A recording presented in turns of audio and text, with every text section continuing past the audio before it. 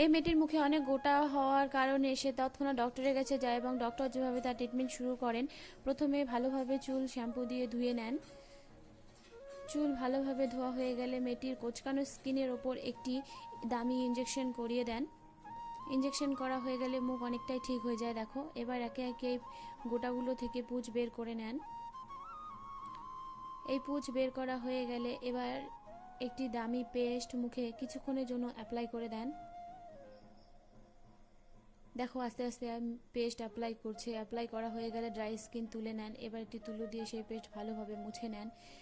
মেয়েটিকে সুন্দর দেখানোর জন্য সুন্দরভাবে সাজিয়ে দেন। মাস্কারা অ্যাপ্লাই করে দেন। ফাউন্ডেশন ভালোভাবে ব্লেন্ড করে লাগিয়ে দেন। আইব্রো সেট করে দেন। লিপস্টিক সুন্দরভাবে পরিয়ে দেন।